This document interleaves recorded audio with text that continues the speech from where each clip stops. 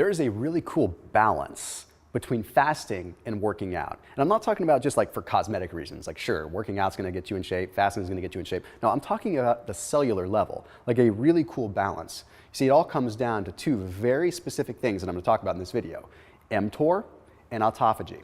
And right now, that sounds complex, but I promise it's gonna make perfect sense in this video, and you're gonna have a clear understanding of why balancing your workouts with fasting is the ultimate way to combine not only amazing metabolic and cosmetic benefits, but also longevity and just long-lasting health.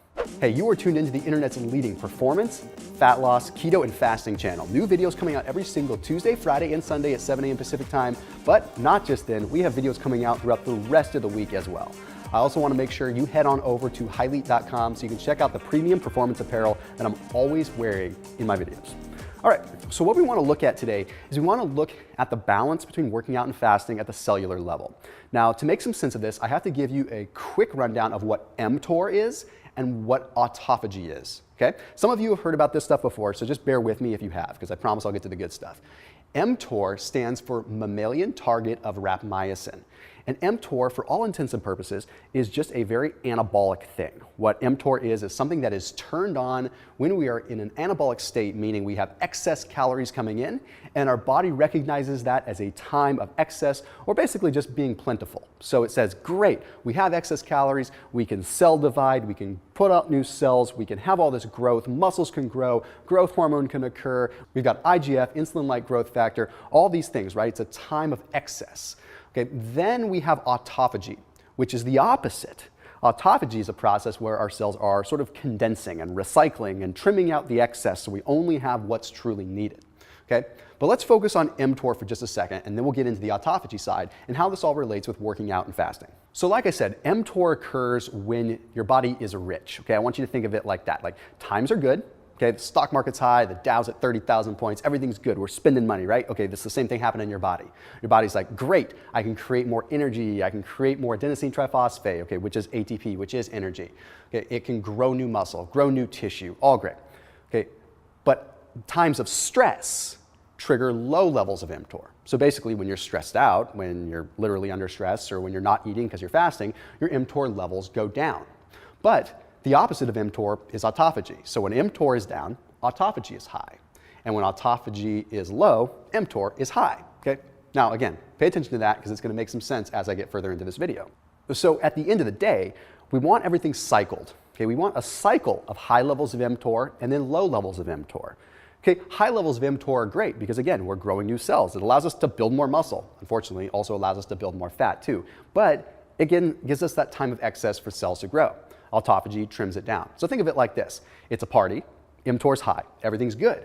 Autophagy is the cleanup, okay? Now autophagy cannot come in and clean up until the party's done, okay? So autophagy can't come in and clean up all the cellular waste and everything like that until mTOR is gone, until the party's over. So mTOR is a party, autophagy is the cleanup crew.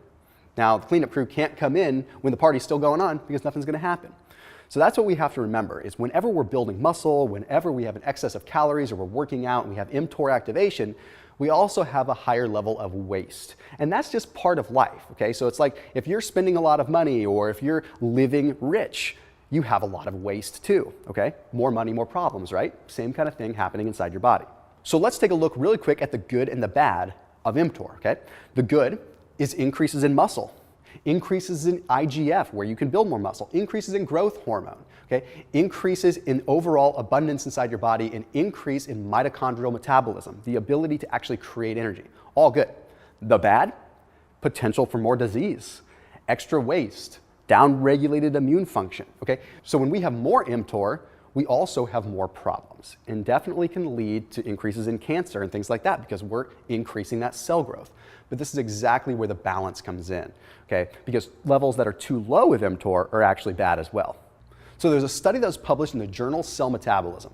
It took a look at liver cells, so hepatocytes, okay? And it found that when they were in a state of low mTOR for a long period of time, they had sort of a chronic level of just low inflammation. It was just constantly occurring.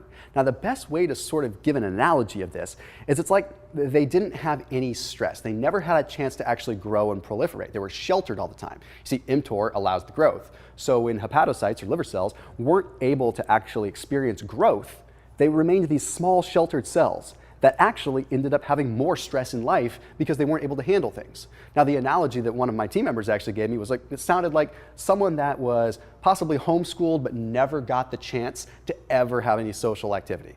Like, okay, so they were sheltered and they were never able to socialize, like they were too sheltered. And then they grew up and their life was stressful because they never had any stress or experience or learned how to socialize right. So that's a perfect example of what happens if your mTOR levels are too low all the time. So it's exactly why we want to have them high and then low from time to time. Now let's dive into the opposite of mTOR, okay, which is autophagy. Now, autophagy is the cellular recycling. Now, I've kind of explained it in videos before, but sometimes I'm not really clear. It's not like cells literally eating each other. It's cells sort of recycling the components to become stronger.